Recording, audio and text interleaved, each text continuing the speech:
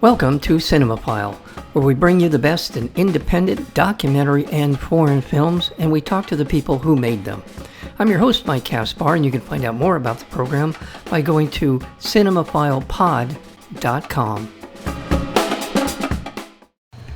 On the Amazon rainforest island of Marajó, 13-year-old Tiele lives in an isolated riverside enclave with her family. She idolizes her older sister, who escaped the area with quote-unquote a good man, according to her mother, on one of the commercial river barges. But as she matures and learns the true price her sister paid to leave, she fears for the safety of her younger sister and resolves to challenge the normalized abuse of women and girls in her community. Just a fantastic film, an award-winning film. It won the GDA Directors Award at the Venice Film Festival. It also won Best Brazilian Film at São Paulo International Film Festival, many, many others, and it's well-deserved. It is a story that shines a light on the abuse of young women, the acculturation of them into this way of life that devalues them, robs them of opportunity, and destroys their sense of self. It is also a film about resiliency and fighting back and fighting for what's yours, what your life should be. We're honored to have with us today the director and writer of MANAS, and that would be Marianna Brennand. Marianna, welcome to CineMafile. Thank you, Mike. Such an honor to be here It's an talking honor to to have you. you. I was just so impacted by this film as I said, on so many different levels. It is in some ways a story of survival. It's a story of determination. It's a story that will break your heart at times. Mhm. Tell me a little bit about the inspiration behind the film.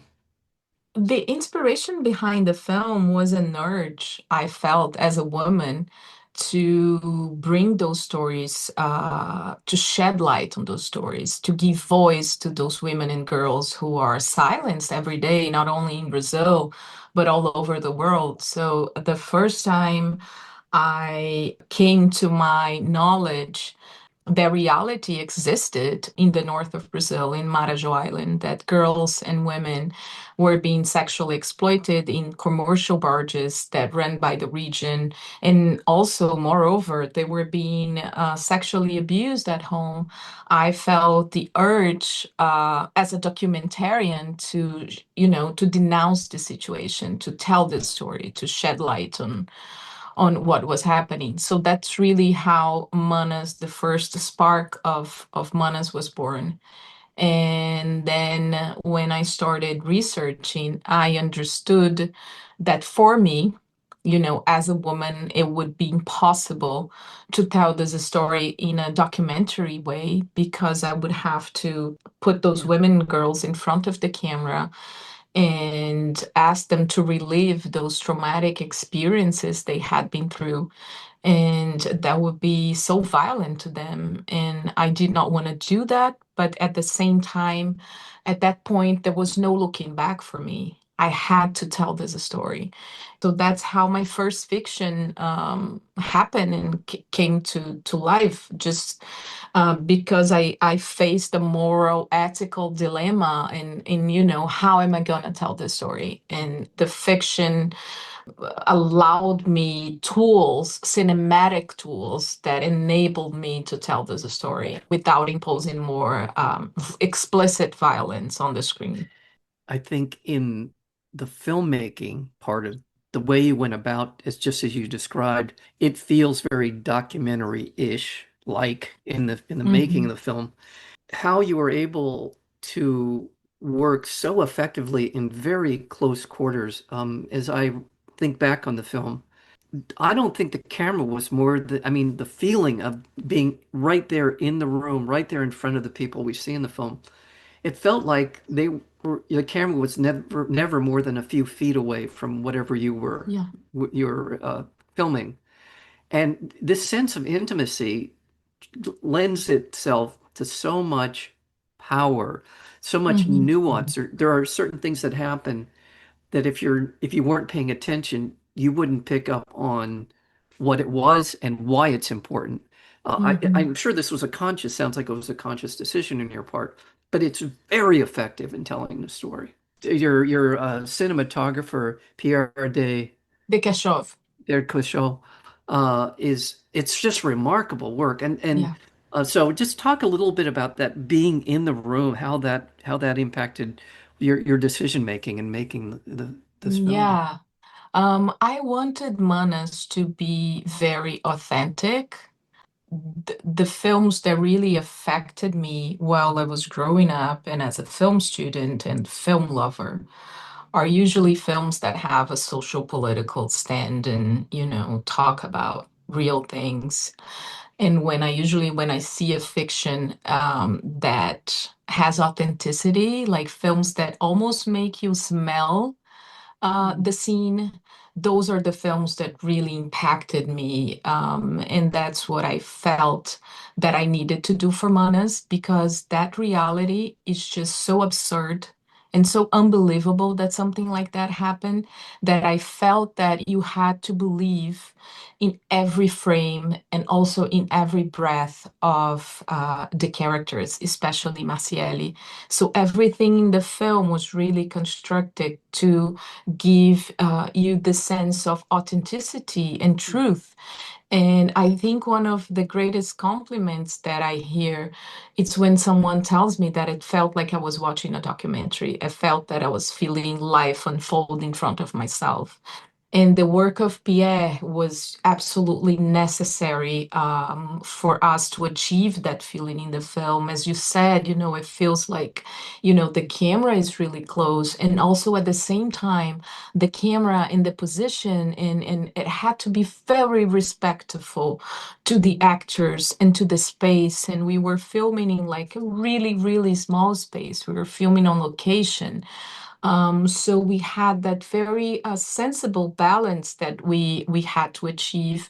And as you pointed out, so a very sensitive is that a lot of the things in the film and in the frames and in the mise-en-scène they are there, but you have to watch sometimes manas like 2, 3, 5 times to see all the layers and everything that we put because this violence is also really silenced. It's really hard for you to perceive, and I wanted the spectator to understand the violence the same way as this girl understands and how she feels. In the beginning, the father is this loving father. He's not the stereotype of the monster, the violent aggressor, because that's the way it happens in real life, and I really wanted to convey that and allow the spectator to like uncover and unveil those violent signals. And to your point, the normalcy of it. Yes. And these young women are in an impossible situation.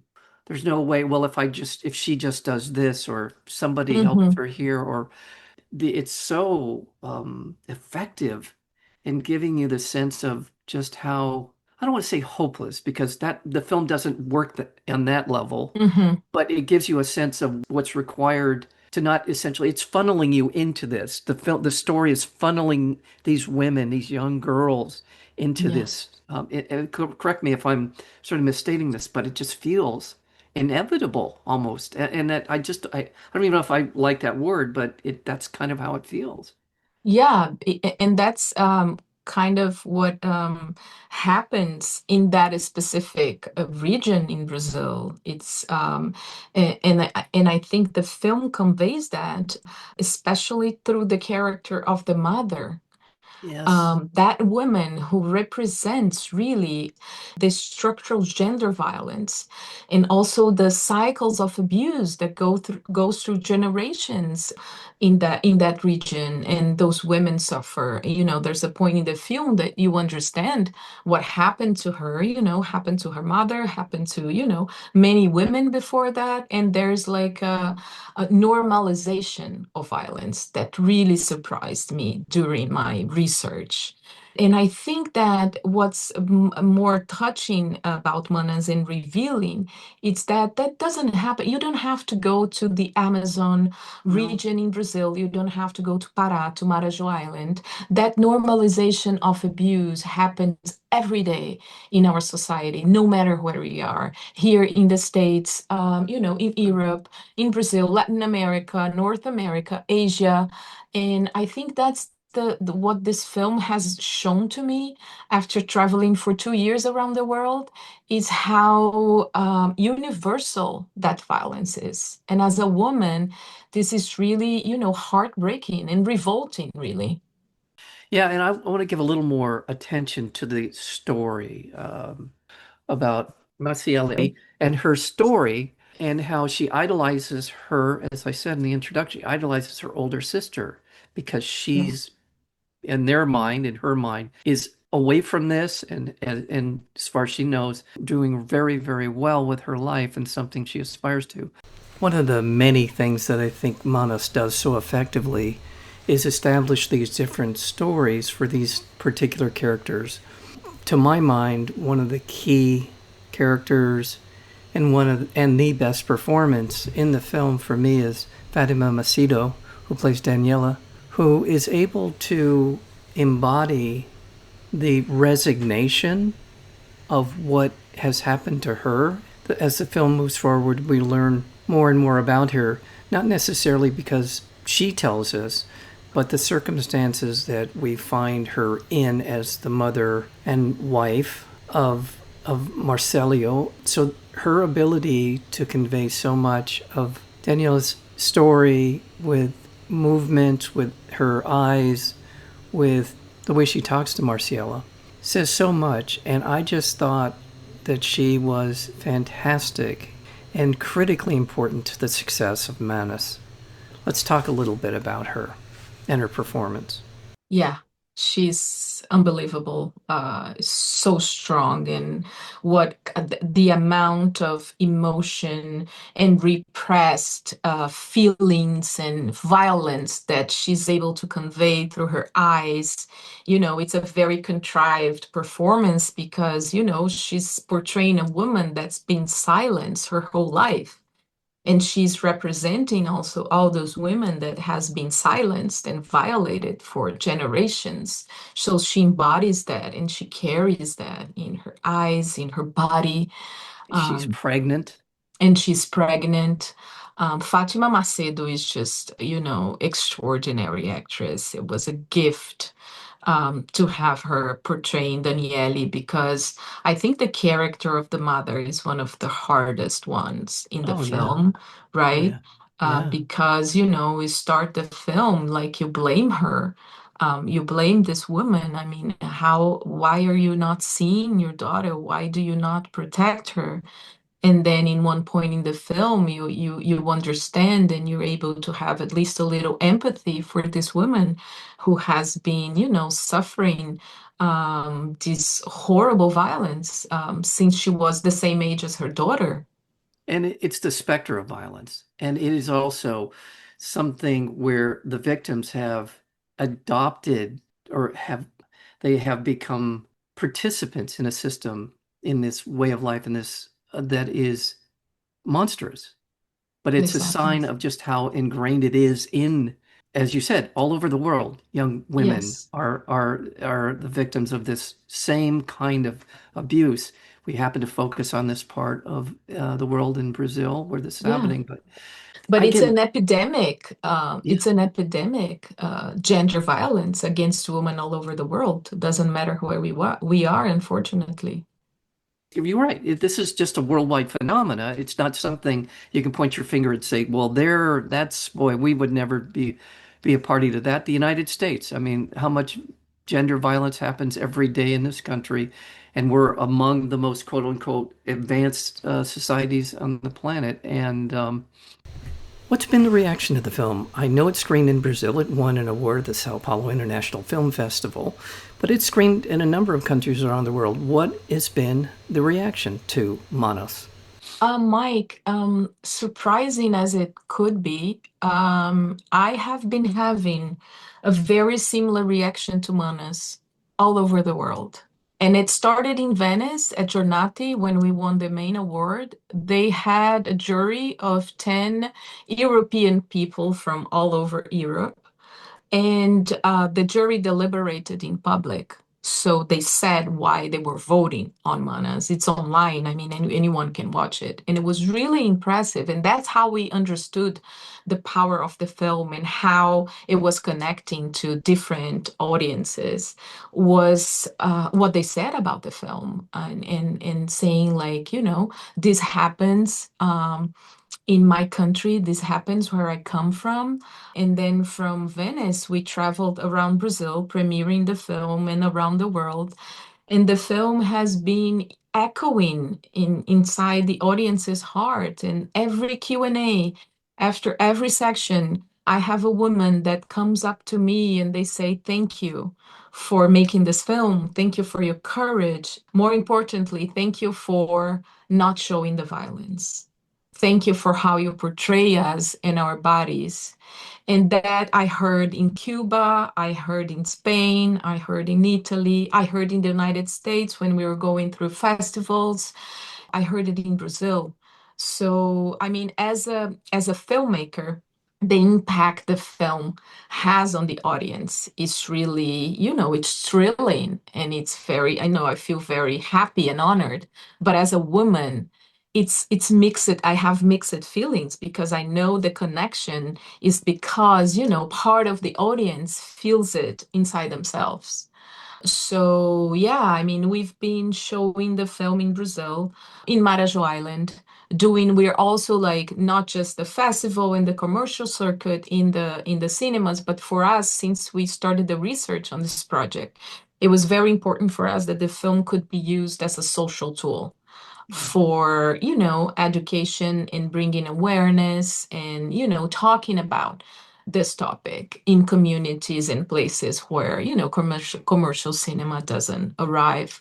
So the film has been traveling Marajó and we're doing special screenings, social screenings with social workers, going to communities and talking about sexual violence and ways that women can understand and identify what they're going through and, try not to normalize this reality.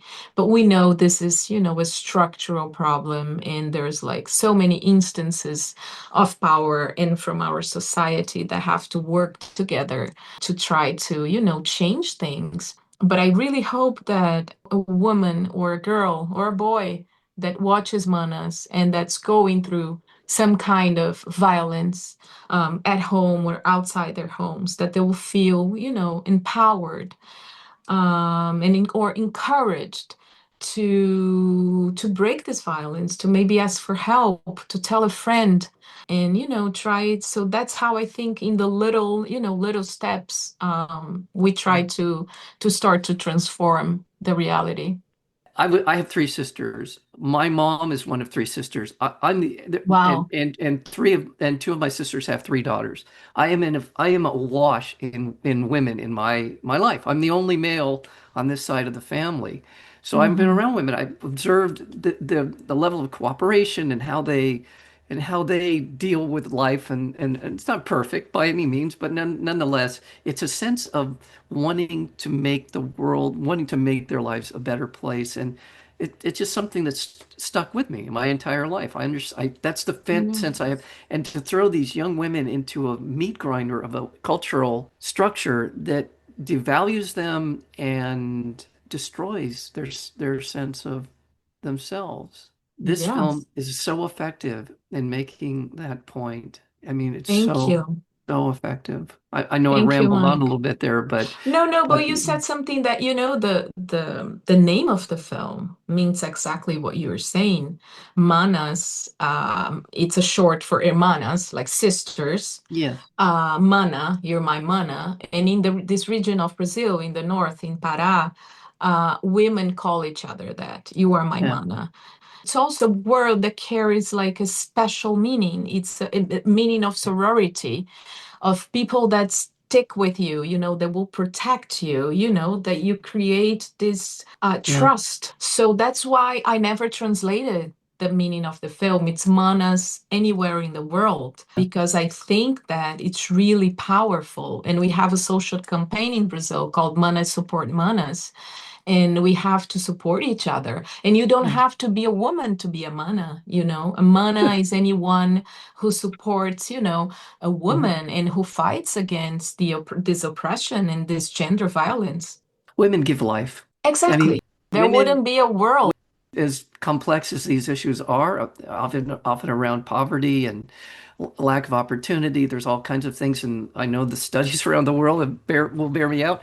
Anytime women go to school in a societal way, they're in school learning, that country is better off anywhere. Exactly, Mike. But you know what is worse and more, it's that it's not like only in Brazil. I mean, it's not, I mean, we have it here in the States. And Yeah. sexual violence, Yeah. you know, it happens. It doesn't matter how much money you have, how much education you have, you know, the color of your skin, or the what kind of religion. So this Right. is really like a structural, the product of patriarchy and of a sexist, you know, misogynist society. And that has to change. That behavior has to change. Yes. Thank you for Manas. Thank you for your work. Again, I cannot underscore how well this film is put together. There's just so much to recommend. The acting is superb across the board. And also the way that you bring us into this, the cinematography.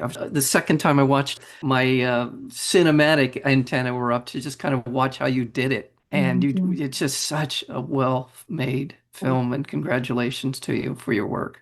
No, Thank thank you. you. Thank you so much. I mean, it was a real challenge making this film and, you know, using the cinematic tools and, you know, to make this film be more sensorial, to Yeah, make the spectator not see violence explicitly on the screen, but to feel it. You yeah, know, I really wanted to put the spectator inside this girl's heart and soul, because I yeah. think that we can only bring change when we have empathy, and cinema for me is such a strong, strong tool for empathy. I mean, that's what we do, you know, in making films and connecting people. So thank you so much for seeing Manas and, you know, your Yeah. feedback on the film. Well, in addition to all the other elements I mentioned, the sound, I mean, all these Yeah, conversations are taking place in these small spaces. You know, it all matters. You know, when you're making a film, sound is as important as anything else, yeah. and lighting, cinematography, everything. So as just as a fan of film on that level, and the editing is great. I just there's so many things I could just go on Yeah, and there's tell like you. I had these amazing collaborators, like I mean, my editor Isabela Monteiro de Castro, the sound team, just really brilliant and amazing, and you know, Pierre, the cinematographer, and you know, we don't have like a traditional score in the film. We only have like three diegetic music that happens in the scene, because I could never hear music. I didn't want to impose, like, you know what I mean? I didn't Yeah. force the spectator to have a feeling with like a soundtrack. And we could never hear music while we were writing the script, while we were editing the film.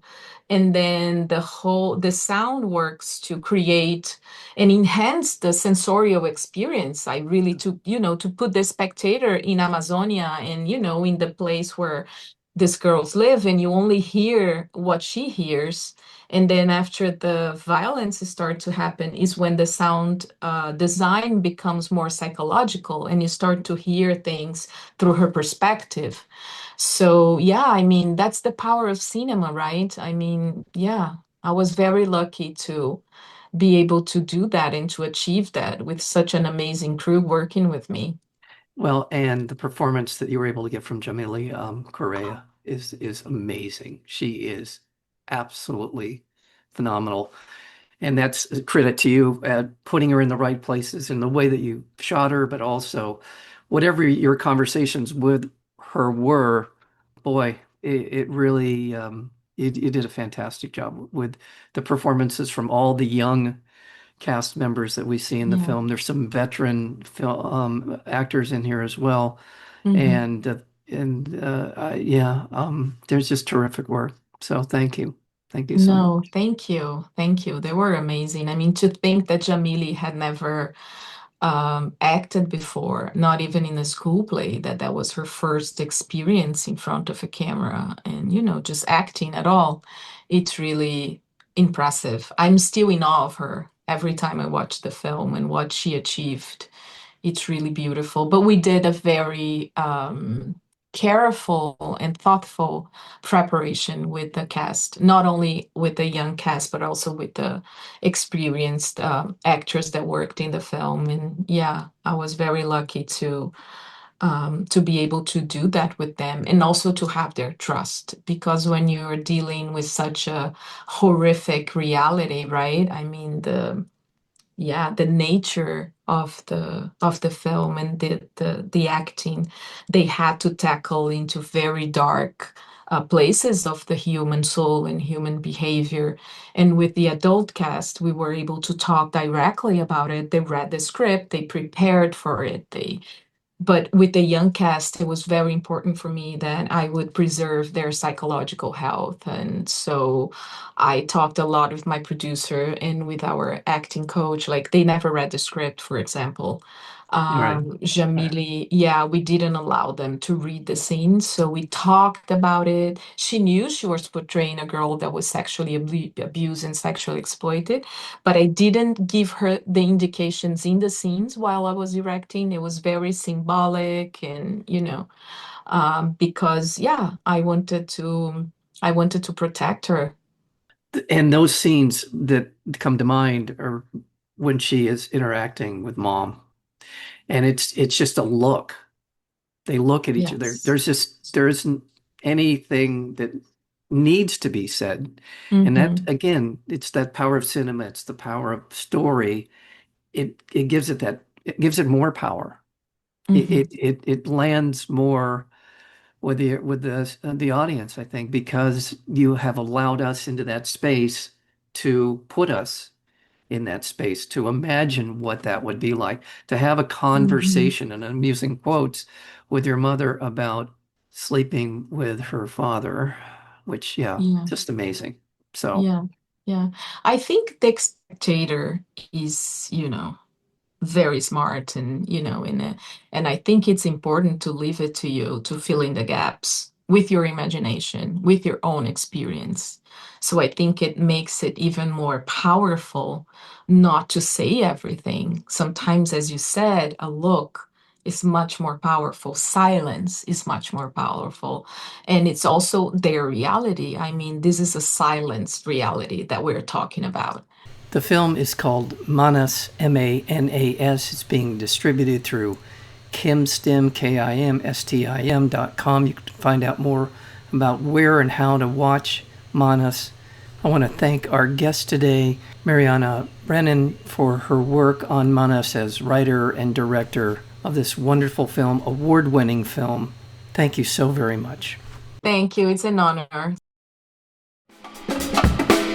You have been listening to Cinemaphile with Mike Kaspar, the place where you will hear from the best in independent documentary and foreign filmmakers. Please check out our previous interviews as well as upcoming interviews and special programming by going to cinemaphilepod.com. We are also available on Apple Podcasts, Spotify, and YouTube, searchable under Cinemaphile with Mike Kaspar. Until next time, thank you for listening.